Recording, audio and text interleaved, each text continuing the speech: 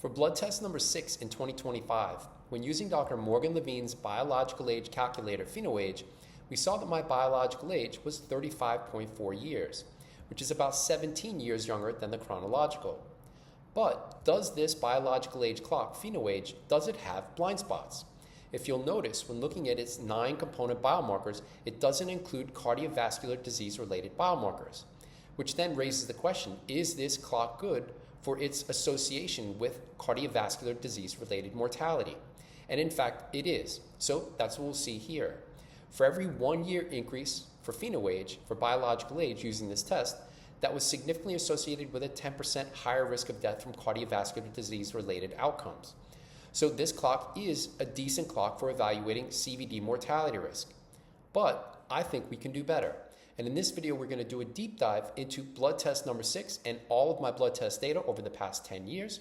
And we're going to take a look at cardiovascular disease-related biomarkers, starting with page 1 of the blood test report. Now note that I don't go to my doctor to order my blood tests. I go to altalabtest.com where I pick exactly the test that I want.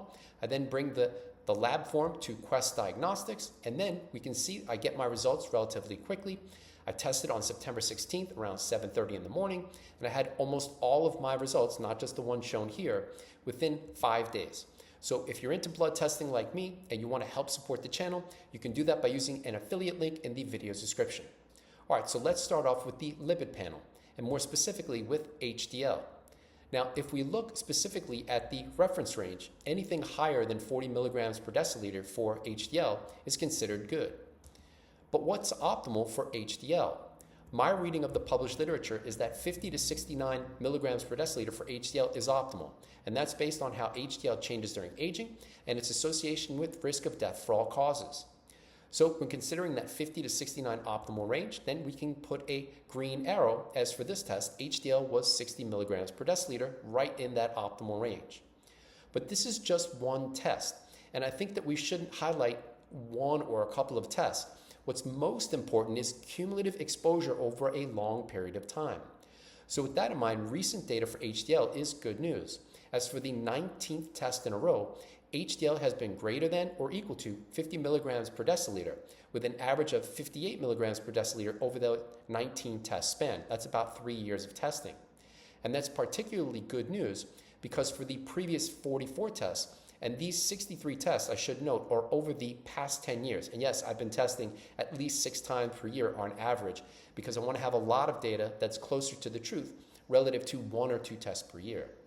So for that previous 44 test average, it was 45 milligrams per deciliter. So I've been able to improve my HDL over the past 3 years, which could be good news for others who are struggling with relatively low HDL and they want to get that into the optimal range. Now, note that ApoA1 may be a better predictor of CVD or heart disease-related mortality risk. And if you're interested in that paper, I'll link to it in the video's description. So with that in mind, I've been measuring ApoA1 for the last few tests too. So what is my ApoA1 data? That's what we'll see here. And when just starting off with the reference range, anything greater than 115 milligrams per deciliter is the lab's target in terms of what we should be aiming for, which then raises the question of what's optimal and how does my data compare there. So you can see I've given it an orange arrow, I haven't given it a green arrow, so that suggests that there's trouble in the waters. So in terms of what's optimal for ApoA1, my reading of the literature is 150 to 180 milligrams per deciliter. And if you're wondering where I'm getting those data from, I have a new Patreon tier dedicated specifically to what's optimal for biomarkers, including data for HDL and ApoA1, but also 33 other biomarkers, more than 2 hours of video content, 52 published references. And again, these aren't the reference ranges. You can get that from any LLM these days. It's what may be optimal based on how each of these biomarkers changes during aging and or associations with risk of death for all causes in the largest studies that I can find. So if you're interested in that, check it out. All right, so back to our story. Now note that HDL contains ApoA1, which then raises the question, because almost all ApoA1 comes from HDL, do we even need to measure both? So that's what we'll see here, and I've been measuring both. This is 7 tests for ApoA1 on the y-axis plotted against HDL on the x from 2024 to 2025. And then we can see that they are strongly correlated, When the correlation coefficient, the lowercase r, is greater than 0.7, that's considered a strong correlation. So in this case, the correlation between ApoA1 and HDL, in my data, I don't know if this would be true for others, the only way to find out is to test. The correlation is 0.95.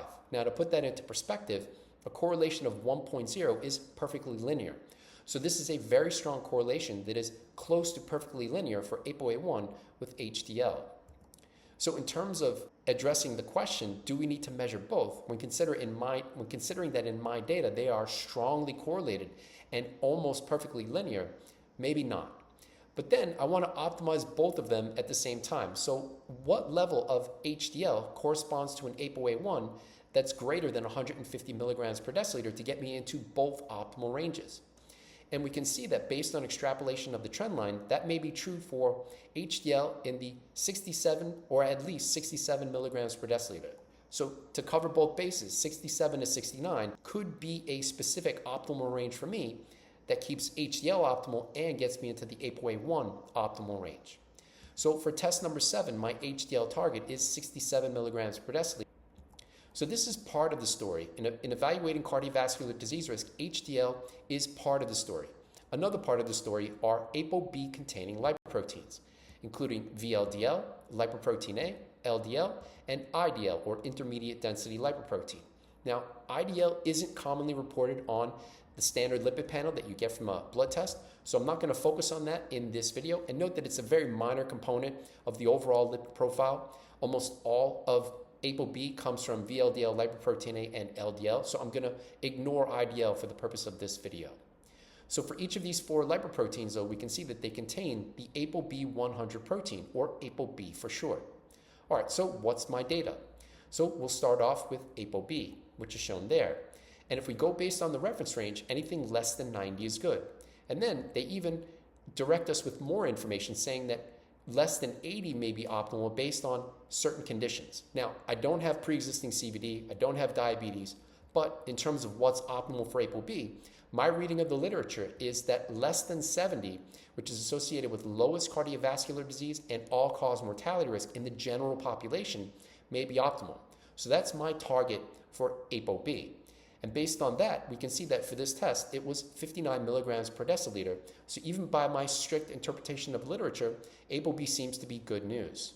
Now, I should note that that 59 for ApoB is not because of a statin. I am not on a statin, I've never been on a statin, and I have no intention of ever going on a statin. The why behind that is a story for another day, but this is all diet, exercise, and leanness. So for those who are thinking about trying to lower their ApoB, it's 100% doable by diet.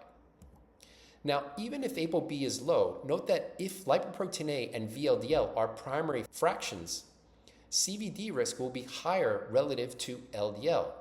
And that's because VLDL and lipoprotein A are more atherogenic relative to LDL, which is what we'll see here.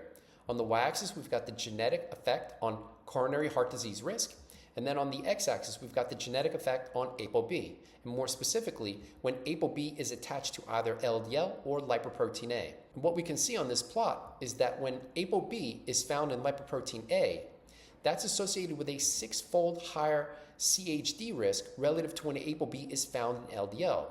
More succinctly, per lipoprotein particle, so per lipoprotein A particle or per LDL particle, lipoprotein A is 6 times more atherogenic relative to LDL. And a similar story is true for VLDL. As we can see, per particle VLDL are more atherogenic than LDL. And then the authors of this study rationalized that this effect is counterbalanced by a higher LDL abundance, as most people have dramatically higher LDL relative to VLDL. But that doesn't change the fact that per VLDL or per LDL, VLDL is more atherogenic relative to LDL. So now the goal isn't just to have low ApoB. In my opinion, the goal is to have low ApoB, low lipoprotein A, and low VLDL, all 3 together. So with that in mind, what's my data? So then, back to the blood test report, starting off with lipoprotein A. And if we go based on the reference range, we can see that my data is now outside of it. It got flagged by the lab, as my data for this test was 81 nanomolar. And I should mention, this isn't an aberrant finding. Almost all of my lipoprotein A over the past 10 years, 35 tests, is either just outside of the reference range or a bit higher than that. I've had lipoprotein A values as high as 145 nanomolar over those 35 tests. But also, on the other hand, I've had it as low as 70 nanomolar. So there is this published idea that lipoprotein A is generally resistant to reduction. And there may be some truth to that because I haven't gotten lipoprotein A lower than about 70 nanomolar over 35 tests yet. But when considering my highest value of 145 nanomolar and my current 81 to 90 nanomolar, which is a pretty consistent average test to test more recently, it is malleable. It's just a matter of figuring out the recipe, one's own personalized recipe, for keeping it as low as genetically possible. Now, there may be a silver lining in the lipoprotein A story in my case. It may be different for others, and that involves hsCRP. And I did a deep dive into the link between hsCRP and lipoprotein A in a previous video, which I'll link to in the right corner. So if you missed that, I'd encourage you to check it out. For now, we'll just briefly summarize by saying that lipoprotein A-associated CVD incident risk is significantly higher when hsCRP is greater than 2 milligrams per liter. So we can see that for this test, it was 0.2 milligrams per liter, which is 10 times lower than that cutoff. So that's potentially good news for hsCRP and its link with lipoprotein A-associated CVD incident risk. But note that this isn't just one test.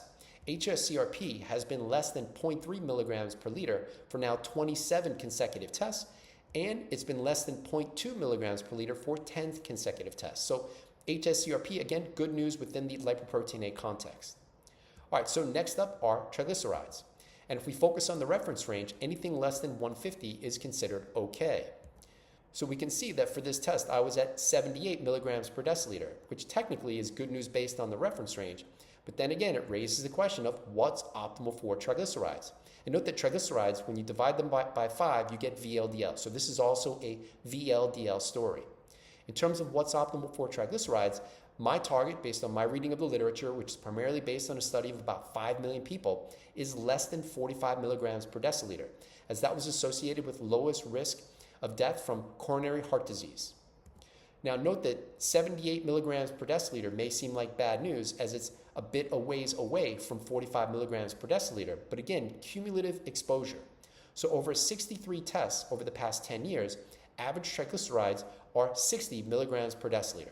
But I should say there's more to that story too, because more recently, over the past 21 tests, over the past 3 years, triglycerides have started to creep higher at 65 milligrams per deciliter. And that's important because triglycerides, and accordingly VLDL, increases during aging.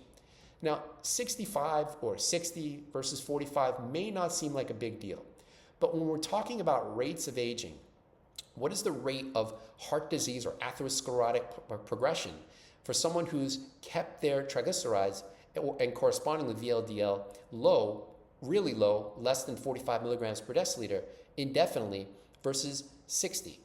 I don't know the answer to that, but I'd imagine that the rate of progression for atherosclerosis, so heart disease, would be at its lowest if triglycerides and correspondingly VLDL were below that 45 milligram per deciliter cutoff for triglycerides and for about 9 for VLDL. All right, next up is LDL. And here too, if we go based on the reference range, anything less than 100 and even a bit lower is recommended based on the reference range. But in terms of what's optimal, and that comes from that study of about 5 million people too, lowest CHD mortality risk was associated with an LDL that was in the 65 to 120 range. And actually, when LDL was less than 65, that was significantly associated with a small, but again, significant increased CHD mortality risk. So we can see that my data for this test at 57 milligrams per deciliter is a bit too low. And although there is this thought that absolutely lower is better for LDL, I now think about this all differently.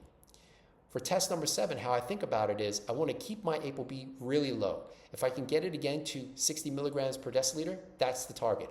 But I want the composition of the lipoproteins within that ApoB to be significantly different or better than where it was for this test.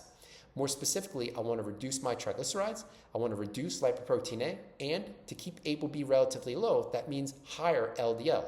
So if that means LDL goes to 85, but lipoprotein A goes to 65 nanomolar, if triglycerides go down to say 60 or 55, even 50, and correspondingly VLDL would be about 10, that would be a better profile relative to this profile. So even though ApoB is low, I think there's a higher level to this, which includes tracking lipoprotein A, VLDL, and LDL specifically. But then another question is, how do I plan on making these improvements? So I'm a data guy, and I try to use correlations to move biomarkers towards youth and lowest risk of death for all causes. And that primarily includes by looking at correlations for diet with biomarkers. In terms of those correlations, let's take a look at a few that are significantly correlated with lipoprotein A, including net carbs, which is on the left, or is going to be on the left, and then also total fat. And note that this is a small snapshot of what's significantly correlated with lipoprotein A. And if you want to see the full correlation list, that's in the diet versus biomarkers correlation tier on Patreon. And note that this isn't just correlations for diet with lipoprotein A. I've got correlations for all of the big picture biomarkers, not just CVD related biomarkers, but kidney, liver, immune, red blood cells, etc. So if you're interested in that, check it out. For now, let's start with the correlations with net carbs, with lipoprotein A on the y-axis and average daily net carb intake on the x. In terms of how I'm able to look at correlations, since 2015, I've weighed almost all of my food with a food scale, almost 99%. I then take that data, enter it into a diet tracking app, Chronometer, and if you want to use that diet tracking app yourself, there's a discount link in the video description. I then pull that data into a spreadsheet, and now every blood test has a corresponding average dietary intake. In other words, if there are 50 days in between blood tests, if I take the average of those 50 days, I can then line it up with the latter blood test. And now, because every blood test has a corresponding average dietary intake, I can look at correlations by getting enough data. Once you get to like 3 tests, you can start looking at correlations. Now, granted, there's going to be a lot of noise in the data after 3 tests, but as we'll see, for lipoprotein A, I have 35 tests. There should be less noise at this point. So in terms of the correlations between net carb intake with lipoprotein A, we can see that in my case, there's a significant positive correlation. In other words, when net carb intakes have been relatively higher, that's significantly correlated with higher lipoprotein A. And conversely, when net carb intakes have been lower, that's significantly correlated with lower lipoprotein A. Now for test number 6, for the dietary period that preceded test number 6, I averaged 225 grams of net carbs per day. Now I've intentionally cut that for test number 7 to an average of 192 grams per day. And based on extrapolation of the trend line, I should expect to see lipoprotein A move a bit lower. All right, so this is part of the story. What about total fat? On the y-axis again, lipoprotein A, and now we're looking at average daily fat intake on the x. And here we've got a significant inverse correlation. So when total fat intakes have been relatively high, that's significantly correlated with lower lipoprotein A. And when fat intakes have been relatively low, that's significantly correlated with higher lipoprotein A. So for test number 6, average daily fat intake was 84 grams per day, which I've intentionally increased since then to an average of 101 grams per day. And based on extrapolation of the trend line, I should expect to see lipoprotein A move lower.